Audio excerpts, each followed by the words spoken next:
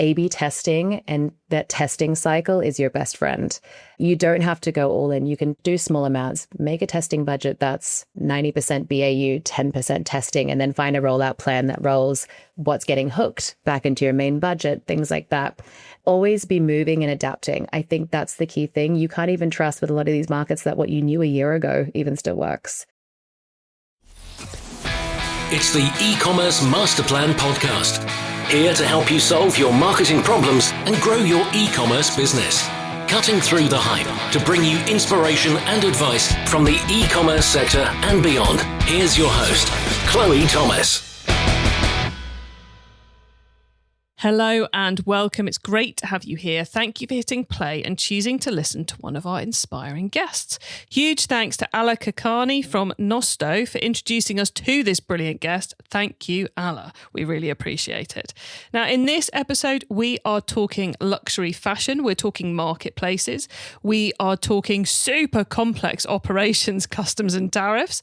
We're talking AI, practical AI tips, and we are talking about expansion into the Middle East. There's a whole lot more we get into, but those are the key things. Make sure you listen to the end of the episode so you don't miss out on my guest's top tips and my own take on this episode.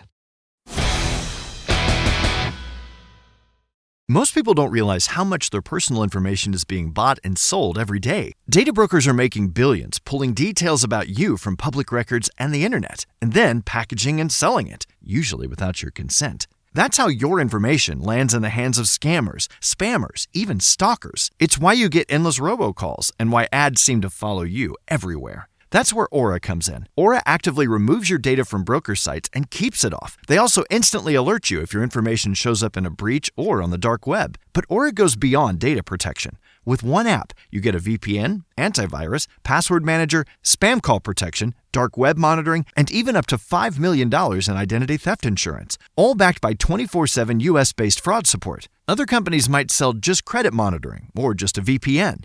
Aura gives you all of it, together, at the same price competitors charge for just one service. Start your free trial today at aura.com/remove. Protect yourself now at aura.com/remove. And now to introduce our special guest. Holly Daniels is the head of e-commerce at Cultmere and a Draper's 30 Under 30 alumni. Cultmere is an independent luxury fashion marketplace showcasing new designers and unique collections, many of which are exclusively to them on their Shopify website. Founded in 2019, they won Draper's Best Independent Retailer in both 2022 and 2023, and last year were named in the UK Fast Growth Index. Not surprising, since in the last couple of years, they've scaled sales 5 times. Hello, Holly. Hi, how's it going? It's good. Great to have you here. And, sparing some time whilst you're busy 5xing growth. I mean, I'm amazed you have time to do podcasts. There's always a couple free minutes. But how did you get started in e-commerce yourself? I've been working in e-commerce for a little over 10 years now. So back in 2013, I think it was, I started actually not intentionally. I was studying journalism at the time. I worked in a few fashion stores. They needed help in these e-commerce and online business spaces that were just opening up. And I just honestly found I was really good at it.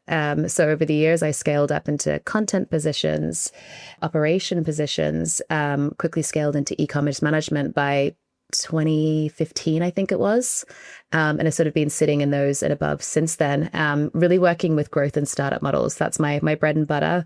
I love seeing the whole ecosystem, how things flow through from acquisition all the way to post-purchase. I think it gives you such a holistic view of the entire business and how to make really good decisions to come forward. But yeah, really blending like creative and analytical is my bread and butter. As it is of so many of us in e-commerce, if you can't balance the creative and the analytical, totally, you're in trouble, big trouble. And I totally agree with you about being able to see the whole of that purchase journey, because for me, the number one way to improve retention is to recruit the right people in the first place. 100%. Which, if you've got separate teams on those, it can be really tricky if you're not got that whole overview. So yeah, I think like communication between e-commerce and marketing and brand partnerships, whatever it is fundamental, especially in a startup, because nothing works in a silo. You can't deliver this piece of content through social media or a paid ad and then not communicate with the e-commerce team about what that landing page is supposed to look like, right? You've just broken your entire metric in then one move, right? So I think communication across all those work streams is super important. Yeah, so true. But let's update everyone on who Cultmere is if they're not familiar with the business. Where in the world are you and where do you sell to? Yeah, sure. So Cultmere is based in the UK. Our major markets are actually the US and the Middle East. We do ship to the UK and the EU as well, but those are our main ones. We actually have about 240 different designers currently in the website. They're all independent designers. Our team scours and sources the earth for different designers from Colombia, Vietnam, Turkey, Georgia, really working with fashion councils there, independent designers, and kind of trying to figure out what is that next big designer and how can we get to them first. So our whole kind of concept we go for is, you know, when you go to a wedding and you see someone wearing a beautiful dress and you go, where did you find that? And they always seem to find the brands before you do. Our whole ethos is that we find those brands and we deliver them to you. And we also created a scaling solution for those brands as well, which is our second part to it. So some of these brands are small enough that they don't have access to things like operational systems or shipping rates that we can get to ship globally. So we give them a way to raise their business in a global space. And I saw on the site a lot of the products are made to order. Yeah. I guess when you're working with those tiny designers, they can't afford to have one of every one of this dress ready to go in every size. So, but that must add a huge amount of complexity to customer services, to conversion rate, and to the ops side of it. Yeah, totally. I mean, the two-prong there you have is, one, it makes it easier for these smaller independent designers to say, this is low risk. We're not asking you to do a big wholesale order with a big platform that you may or may not sell. What if that order gets canceled? What if, you know, suddenly that big business goes under and they can't fulfill that wholesale order that you suddenly have 300 pieces for, right? So we take the risk off them as well. We say, when you get an order in, we'll bring it to you. But the other side of it as well is from sustainability angle, they're not overproducing anything. We're not stuck with dead stock, which is great for the environment, also great for us as a brand. We're not trying to hawk something that we have too many of as well. So it kind of works for all three. But you're right, from a conversion rate aspect, it does have more consideration.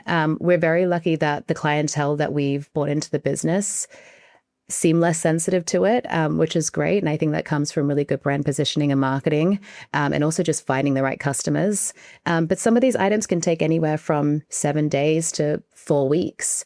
And so making sure you really have a really good post-purchase journey in there as well to make sure that there's not that time in between that says, we took your money, see you later. You know, it's making sure, like we all know that the biggest killer of customers is fear of time, not communicating with them, making sure that they know this is in the atelier, this is getting its final stitches, this has just gone through Turkish customs and now it's coming to you and winging its way. That whole process is really, really important to us, but it does make up a considerable amount of our stock. I think it's about 42% of brands are all demand led. So they're either made to order or a pre-order space. It just has so many benefits on every front, apart from immediate customer satisfaction. But like you say, if you get that post-purchase journey right, then they're so much more excited to open the parcel and so much more into the product when it arrives than they would have been if it arrived next day.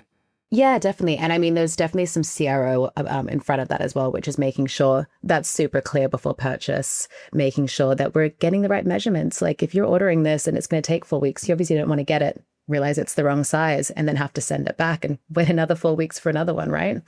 So there's a lot of pre-sale work that goes on there as well. And we're skirting around the product, but let's get really clear on what the product is. It's women's fashion in certain categories. Yeah. I mean, our number one category is always event wear. It's a really big moment for us. We have some beautiful designers, especially out of Vietnam, some really gorgeous gown designers like 216, IHF, Hachi Couture, Happy Clothing, beautiful brands. If you haven't heard of them, please feel free to come have a take a look at them. They're really, really stunning designs. And some brands from India as well. So Debe by Gabriella is also a really nice formal wear brand we have as well. Really good wedding guest as well, if anyone's looking to go to weddings. But that's our bread and butter. But we do also have a plethora of summer wear, event wear. We do beautiful accessories and shoes. In shoes, Fabulous is a beautiful ballet flat brand, which has been gorgeous. And bags, we have beautiful ones that come from Lebanon or are hand stitched, like Sarah's bag. It's also one of the greatest things I love about working at Cult Mia as well, is that all the brands that we find are also essentially need to fit into one of our values in some way. So we have 4 values for the site, which is Cult Local, Cult Eco, Cult Conscious, and Cult Power. And essentially means that in some way they are socially conscious, sustainable, they empower minorities, or they do some kind of heritage practice that they preserve within their industry. And so it's really interesting to see the stories about all these brands and how they weave this into their work. I mean, Sarah's Bag is one of them, where they only hire ex-female convicts to beat the bags to make sure they have a way to get back into the workforce as well, which I think is like a really cool initiative. And it all kind of piles on top of each other in terms of how you get the customers bought in to become advocates and fans of Cult Mia, because there's the exclusivity, there's the no one else has got this, there's the sustainability, there's the I've got to wait for it to arrive, which can be super exciting when it's pivoted the right way. You must have a really, really passionate customer base alongside all of that. Yeah, very passionate customer, very passionate team as well. I think that when you have teams who are passionate about the values that they're working towards as well, the output's always better. But you're right, the customers we have, the community within Cult Mia, they're very gung-ho about the designers they love as well. They can be very devoted to a designer they find once on there, and that becomes their favorite one. They come back and buy it again and again and again. And your role as head of e-commerce, what does that encompass and not encompass? Where are your lines? This is a very good question. I think like most e-commerce people, that's a blurry question sometimes as well. But technically speaking, so I run across our paid media, e-commerce, and operations teams. So I essentially, like we talked about before, make sure that funnels all the way from how did you find us into is that sale nice and easy for you, to the post of did you receive it easily? Was the customer service good? Did you need to make a return? If so, was that nice and smooth for you as well? Now I talked in the intro about how the business has 5x'd in the last couple of years. You're on the fast growth list. That's complicated enough when you're selling product you're designing yourself, to keep stuff in stock, to get the marketing in line, to fulfill everything and keep the ops running. When you're doing it's kind of like it's a marketplace, it's also a drop ship, and you're discovering all these, there's quite a lot of merchandising and buying going on in the mix as well. And then it's globally sourced and globally distributed. I'm guessing there was some level of there's, almost the most complex thing to enable that growth is what happens on the back end. Totally. I mean, I talk about this a lot in my day-to-day. Previously, before working at Cult Mia, I've only worked in easy B2C models where we have the warehouse, there's a stock, I send it out here, it comes back. It's usually mostly domestic, or you're doing a little bit of international. That's pretty much it. We're doing mostly international, mostly third party. So it's usually parcels going from places like Vietnam to Saudi, or it's going from Turkey to the US, which has lots of layers of complexity to there. For anybody who's ever worked in that kind of operational side, there's lots of customs you've got to figure out. We've also had a very big year when it comes to customs and tariffs, especially for the US. I know more about tariffs now than I ever wanted to in my entire life. But you make it work, right? It's very complex as a solution. You have to think about who's going to be the MOR, so the merchant of record across all these different regions, who's responsible for the tax, and how does that customs paperwork come through? We're selling it as Cult Mia, but you're selling it as the designer from that country and need it for tax purposes. So should those commercial invoices even say Cult Mia, or should they say Hachi Couture, right? It's a highly complex scenario, and that as we've grown, we've had to be proactive and reactive, because we've reached challenges that I didn't even know you could encounter. It wasn't even my bread and butter to work in this like very cross-border operational sense, and wasn't anybody's in our team. So we were really lucky to have consultant help from time to time. We have a great consultant working with us right now, actually, Keith Dupree, who is amazing. And really looking at those places and really learning from others who have worked in these big marketplaces spaces is your best source of knowledge. We were talking to people who'd worked at Farfetch and how they worked across all these third-party border situations, and anyone else who'd worked in those situations had been really helpful for us. But as you scale there as well, and you're scaling as a sustainable business, you have to make sure there's operations like sustainable in efficiency, but also generally sustainable as well. So we've had programs and people come in to evaluate all our carbon, for example, and we became Positive Luxury certified, which is the mark of a luxury business for sustainability. And through that, we had to check every single one of our designers down to what threads did they use and where did they get those threads and how were they dyed and are they sustainable in any way? So you kind of have so many complex layers to it, but you have to think about how it goes across border too. So is there a way that you can consolidate shipments so that it's not making 2 flights? Is there a way that you can make sure that the packaging is small enough and sustainable enough to make sure that that's nice and efficient too as well? A lot of complex layers that I think I could go on for forever. And it's been a lot of problem solving over the years, but I'm very glad to say it's in a, fingers crossed, great place right now. But it's yeah, you're right. It's a very complicated business models in some ways and a very easy one in others. But it's when it comes to the, I think the physical logistics is relatively straightforward for the layman to get their head around, But it's when you come into the tax and the legals and the customs, all of that bit then is the point. There's a few points in e-commerce where, in my opinion, you're a muppet if you don't immediately reach for the expert. There's a lot of places where you can stumble through yourselves, but that has to be a place where you've just got to go, I need someone who understands the language because the wording's weird enough, and then who can point out how many of us would stumble through that without realizing that the legal entity that you put on the paperwork is going to have massive ramifications. 100%. And I don't think enough people ask for help. I think that is such ask subject matter experts. It's the biggest thing I've told people in teams that I've built over the years, which range from 5 people to 20. And I working horizontal to other departments is so many people I've seen over the years try to act well, and I want to do it this way. I'm then why did you hire that person? You hired them to know more than you. If you knew the same as them, you wouldn't have hired them. So let them lead. And I want to hear from them too, because this isn't my area of expertise. I'm happy to say I would like to hear their opinion and get some help on that. And I don't think enough people do that, especially across fashion industries.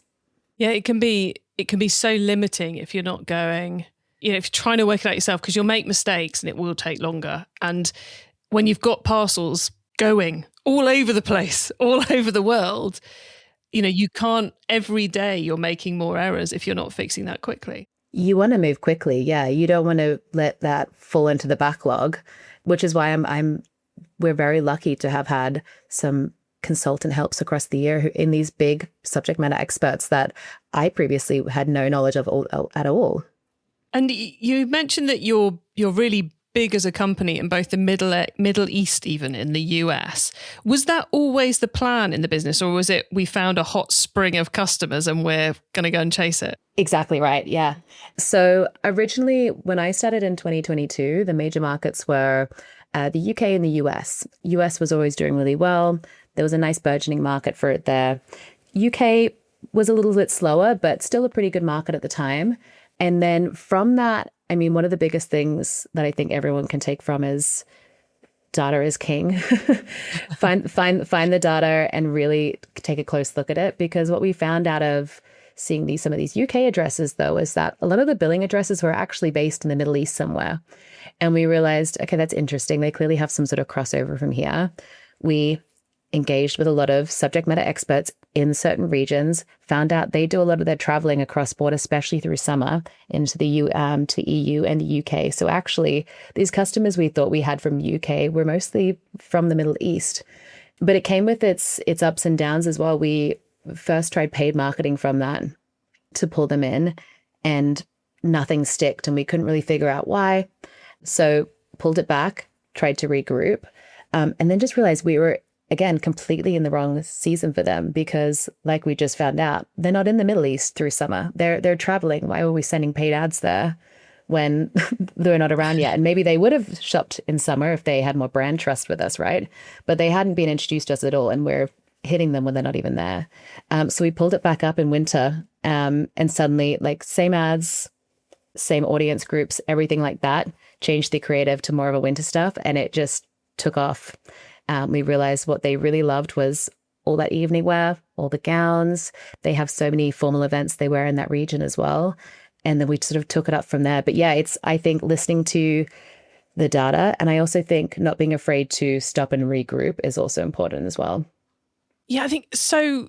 I'm really kind of surprised and in awe of the fact you worked out it was the wrong time of year, because I ran, as the audience probably already know this, but I ran an ads agency for 10 years. And I don't think we ever turned around to a client and said, it's the wrong time of year. We've worked out now, it's the wrong time of year for this. Let's pause until winter, until summer, and we'll try again. So it takes some serious sanity and cleverness to go, oh, hold on a minute, it's the wrong time of year, let's pause and we'll retry, rather than thinking the creative's wrong, the targeting's wrong, the platform's wrong. And you could have so easily missed that opportunity without looking at the data, talking to the experts, and really getting to grips with it all. Yeah, and I think that we had the safety net of already knowing that the US is doing well. It wasn't like by pulling back on this region, we're losing a whole gap of sales we already had. We didn't have them yet. So we had the time to settle back and think, okay, what have we done wrong? What's right? And yeah, like I said, talking to subject matter experts in the region, that was one of the first things we learned, which is so interesting now, because now, years and years later, we market to them all year round and we have the same impact, but we needed to get them to trust us with a really easy in for them, which is, I'm already at home, I need a gown. Our whole thing is that we make very specialty gowns that no one else had, which was, had a high affinity with them. And then from there, for the next summer, we're like, great, you know our gowns are good. Do you need dresses for your summer traveling? We have some extra stuff that we can bring you back in for the retention sense. It makes so much sense that you know, to get the launch needed to be at the perfect time of year, when they're on the ground in the Middle East with all the events going on, with the time to see the ads again and again and again on the platform. They're not suddenly somewhere else where they're not going to see the ad. So it makes so much sense. Any other advice you give anyone? Because I know, you know, certainly here in the UK, there's lots of talk about expansion into the Middle East. So any other tips you can give to save anyone from making an error, or to help them accelerate, that you're willing to share, of course? Yeah. No, I think honestly, market research is your best friend. Don't go in with assumptions about anything. I think that's one of the things that killed us originally, and that we pulled out, is that we had all these assumptions like, oh, they might like this, or I think they like this, or even that we should be sending stuff that was super, super conservative to them, because we're like, well, that's what I think we did. Market research, talk to subject matter experts in the region, talk to general people if you have any network across there who might shop at similar sites to what you're marketing, right? And we learned from that some really key moments. And then it's just A/B testing, and that testing cycle is your best friend. You don't have to go all in. You can do small amounts, make a testing budget that's, 90% BAU, 10% testing, and then find a rollout plan that rolls what's getting hooked back into your main budget, things like that. Always be moving and adapting. I think that's the key thing. You can't even trust with a lot of these markets that what you knew a year ago even still works. They're always developing. They're always changing. Like anything, like the UK, like the US, anything else. You just make sure that you're setting your foundations well, and then constantly pressure testing what you know. Oh, great advice for any market, quite frankly. Love that. Thank you, Holly. Now, you admitted to me before we hit record that you are quite deep in the world of AI and how AI can be used effectively and usefully within the business. So how are you approaching bringing AI into Cultmere? Totally. I mean, I think my biggest thing, like we were talking about before, is that you shouldn't just use AI for AI's sake. And I think that a lot of the conversations have been had around creative work. And I think that for us, we try to keep most of the creative work in-house where possible. But I think there's some key things around admin. And it can be the most innocuous stuff for us, which could be reviewing shipping and tax bills and making sure that we've been billed at all the right markers that were supposed to come through. And if not, going ahead and submitting disputes. That's an innocuous part of the role that no one wants to spend 5 hours doing, right? And like we were talking about, it's that effort to impact ratio. So is this AI actually saving you time in the long term? And could I be doing better things with my time? In that scenario, 100%. But I also know that that's really important. I could be getting big shipping refunds. I could be getting taxed wrong on a different HS code, right? Then you have really simple stuff across, like we have such a big back catalog of products. It's about, I think, 9,000 live at the moment. That's hard as a customer coming in. We obviously create curated sections of this is your holiday shop, this is your wedding shop, whatnot. But as a customer, like, how do I find that dress I need to quite quickly? AI has helped us with surfacing and discovery so much through that, which has been really, really helpful. There's a lot across the board, to be honest. I mean, name a section. It's something that in some way I'm trying to check to see if AI can help us. But again, I think the key thing we came back to, right, is we're not just saying we should use AI. I think that's where a lot of companies fail. I think it's about being pragmatic about, would taking this off my plate or would doing it in this way either create more sales or save me more time? So it's that effort to impact. E-commerce Master Plan is supported by some of the greatest companies in the e-commerce sector. Here's a reminder of who they are. Summer routines live or die by how easy they are. And honestly, if something takes too much effort, I'm out. That's why Grüns is my go-to. It's one daily pack of gummies covering my greens, vitamins, and minerals. Plus, it has 6 grams of prebiotic fiber, which is more than 2 cups of broccoli. No mixing powders, no giant pills, no hassle. I just rip open the pack and I'm done. They taste so good and make it easy to stay on top of my health, even when life gets busy. Save up to 52% off with code PODCAST at Grüns.co. That's code PODCAST at GURNS.co. Most people don't realize how much their personal information is being bought and sold every day. Data brokers are making billions, pulling details about you from public records and the internet, and then packaging and selling it, usually without your consent. That's how your information lands in the hands of scammers, spammers, even stalkers. It's why you get endless robocalls and why ads seem to follow you everywhere. That's where Aura comes in. Aura actively removes your data from broker sites and keeps it off. They also instantly alert you if your information shows up in a breach or on the dark web. But Aura goes beyond data protection. With one app, you get a VPN, antivirus, password manager, spam call protection, dark web monitoring, and even up to $5 million in identity theft insurance, all backed by 24/7 US-based fraud support. Other companies might sell just credit monitoring or just a VPN. Aura gives you all of it, together, at the same price competitors charge for just one service. Start your free trial today at aura.com/remove. Protect yourself now at aura.com/remove. It's time for the top tips round. Okay, I love this section because it gives me and our listeners some really quick ideas for taking our businesses to the next level. Holly, are you ready for the top tips? Perfect. Okay, the book top tip. If everyone listening to this podcast agreed to take Friday off and read a book to make their business better, which book would you recommend? I would say Inspired by Marty Kagan. Kagan? It's actually a product management book, but I think it has a lot of crossover to especially e-com departments as well. I think he does some really interesting chapters about focusing on your staff as missionary versus mercenary as well. So essentially having them just tick the box and do the task, or be actually invested in what they're doing and wanting to propel things further. Ooh, that's a tough one to get right. Yeah. So interesting. Great book rec as well by our product manager there. Sorry, Mia Oddie. So big shout out to her. She's the one who got me into that book.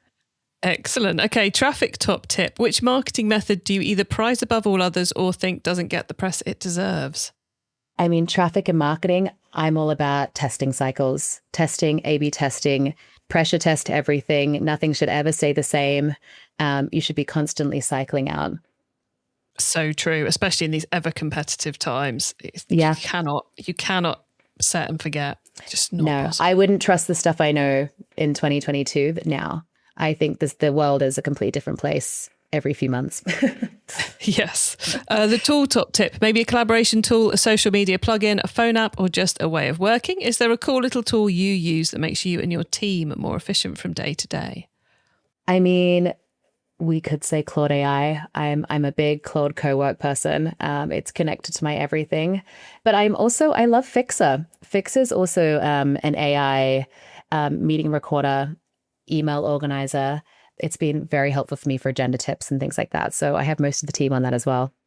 Nice. 2 to check out. Well, I expect everyone's already had a look at Claude, but I maybe think not so. so much Pixar. The carbon top tip. What's your favourite way to reduce the carbon footprint of an e-commerce store? Ooh, I think one of the best things for us is, well, not so much a tip, but what we figured out is what works now and what works at scale. So shipping and packaging was a really big thing for us. And when it comes down to the packaging, it can think about how big that is and how much packaging. Does it need 5 layers of things that go inside that? Or can I have one really big, sturdy mailer bag that actually protects that properly? And I thinking about the waste there was really big for us. Yeah, sometimes it's not about changing from one type of thing to another. It's about going, actually, do we need Minimizing the paper? amount. Yeah, totally. Tissue paper and a plastic bag and a box and a this and the other. Yeah, and 5 tags that are attached to the dress and another strap over here. Just minimizing anything that can't go straight on your body. Excellent advice. As it's been throughout. Holly, thank you so much. Before we say goodbye, could you please let the listeners know where they can find you and your business on the web and social media? Yeah, sure. You can find us at cultmia.com or at cultmia. Simple as that, everyone. Holly, thank you so much for being on the podcast. It's been great chatting with you and learning about what you've been up to. And I wish you all the best for the rest of 2026. Thank you so much, you too.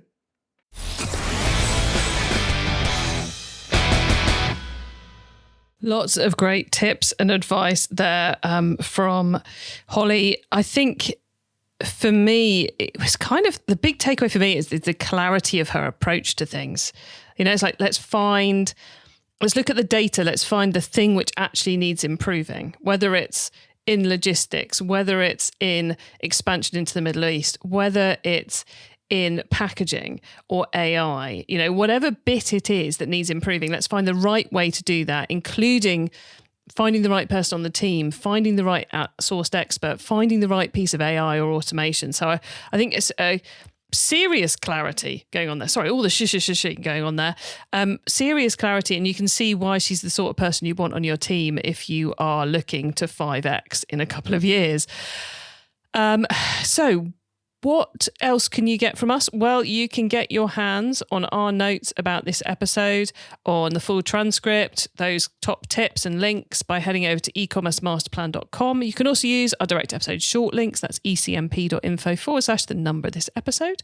When you get to the website, please do add yourself to the Chloe Thomas newsletter list so you don't miss out on any of the cool things we share with you by email. And if you like this episode, then I've got a recommendation for you. Have a listen to episode 262. So we're going back in time a little bit here, but it's a super good episode where I'm chatting with another fashion success story, Needle and Thread. We're chatting to Mark Liddington from that team, all about how Needle and Thread do it. And you can find all our fashion episodes via ecmp.info/fashion. Thank you so much for tuning in to this and every episode that you do of the e-commerce master plan podcast. I bring you a new one every week because I want to inspire and help e-commerce business owners just like you to succeed and thrive with your businesses, including encouraging businesses and consumers to make more sustainable buying decisions. So if you know someone this show can help, please tell them to listen to the e-commerce master plan podcast. I hope you have a great week, and don't forget to keep optimizing. Thank you for listening to the e-commerce master plan podcast. Find out more at ecommercemasterplan.com/podcast. Most people don't realize how much their personal information is being bought and sold every day. Data brokers are making billions pulling details about you from public records and the internet, and then packaging and selling it, usually without your consent. That's how your information lands in the hands of scammers, spammers, even stalkers. It's why you get endless robocalls and why ads seem to follow you everywhere. That's where Aura comes in. Aura actively removes your data from broker sites and keeps it off. They also instantly alert you if your information shows up in a breach or on the dark web. But Aura goes beyond data protection. With one app, you get a VPN, antivirus, password manager, spam call protection, dark web monitoring, and even up to $5 million in identity theft insurance, all backed by 24/7 US-based fraud support. Other companies might sell just credit monitoring or just a VPN. Aura gives you all of it, together, at the same price competitors charge for just one service. Start your free trial today at aura.com/remove. Protect yourself now at aura.com/remove.